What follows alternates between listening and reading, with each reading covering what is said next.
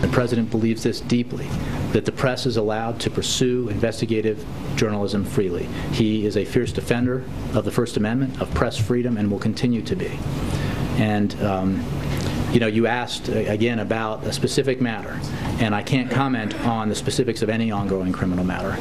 But if you're asking me whether the President believes that journalists should be prosecuted for doing their jobs, the answer is no.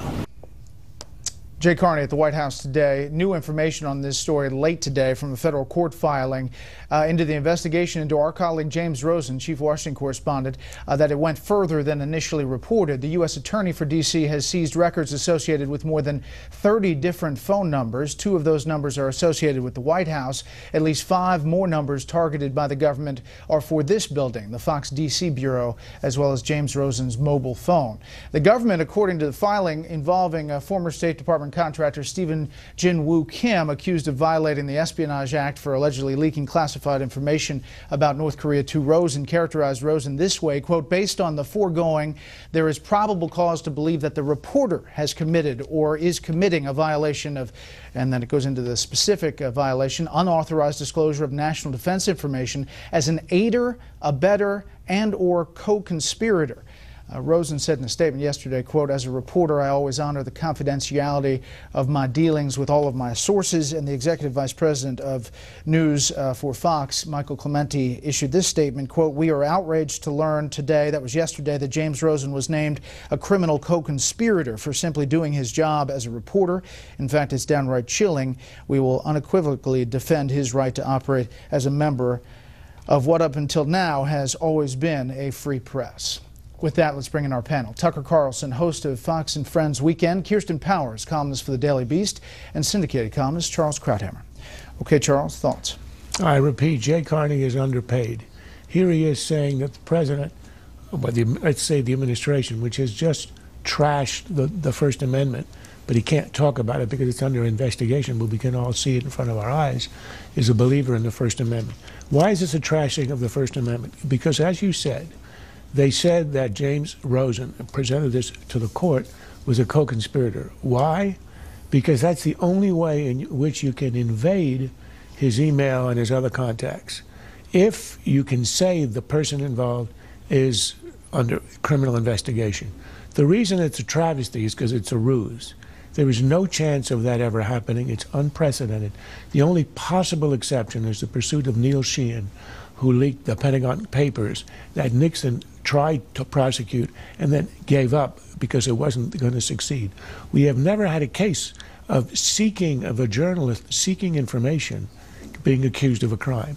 So they set it up as if he's going to be accused of a crime.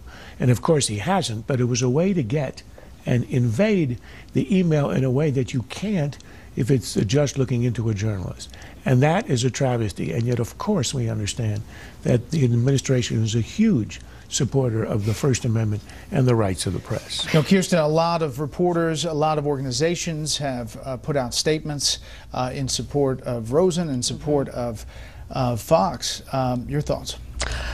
I just think it's incredible that he can stand up there and say that he's a fierce defender of the First Amendment, which he's said before as the press secretary of an administration that's spying on reporters. And if he's so offended by this, who's been fired? Why are heads not rolling over this? I actually haven't seen the president express the real outrage other than giving lip service to it. And I also think that you have to remember, we're focused on the media because we're media, but there are a lot of regular people who are whistleblowers who have had their lives turned upside down by this administration. The same administration so they treat whistleblowers as criminals, but then people who leak information like Stuxnet or the kill list or Osama bin Laden information are heroes because they make President Obama look like some superhuman, protector of America. So everything is completely upside down here. Just one quick poll from our poll out today, Tucker. The question, do you feel government is out of control and threatening your basic civil liberties?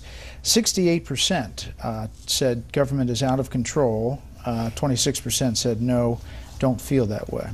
Expect that number to grow. I actually can't do justice to the column that Kirsten wrote today, which I recommend to everyone who's watching, which is a fantastic description of how this happened. But let me just note the obvious, which is reporters said nothing when this has happened in the past, over the past 4.5 years, when David Petraeus had his life destroyed because the FBI, the Obama Justice Department, broke into his personal email and leaked the contents to newspapers, thereby destroying his whole family. No one said anything. It's only when it happened to reporters. What's so very frustrating about this is the administration can and will and does hide behind classification.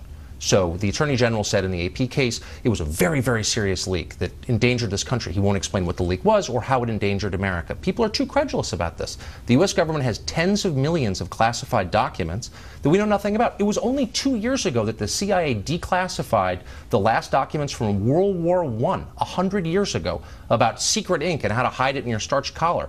There is a lot of information that is kept from the public for no justifiable reason other than CYA, period. Here is what they say, that national security, Republicans who are upset about this can't have it both ways. They can't say, stop the leaks, go after the leakers, and then get upset when they are doing it.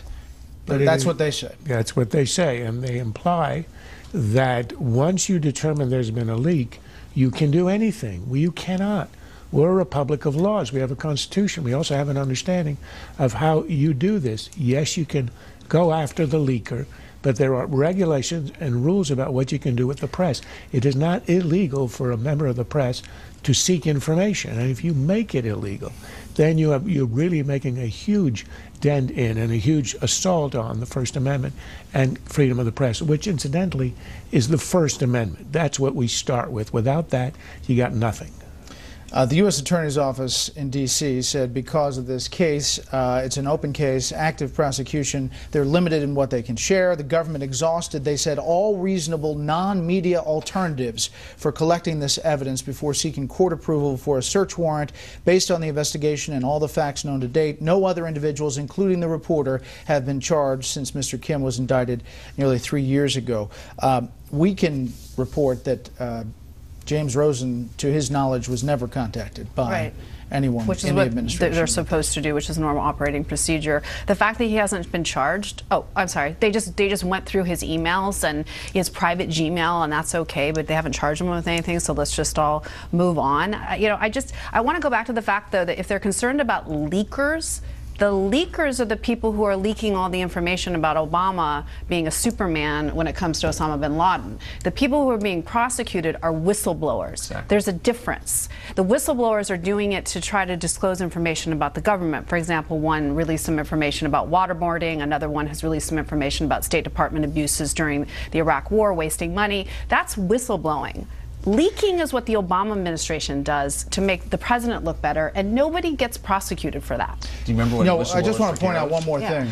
You know, we said the different numbers.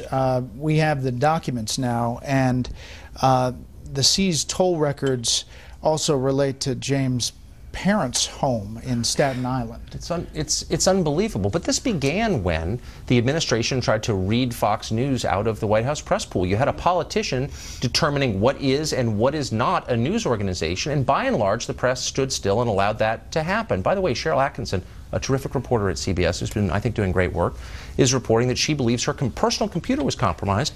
We don't know by whom, but it does suggest that this story may grow a lot bigger before it ends. Okay.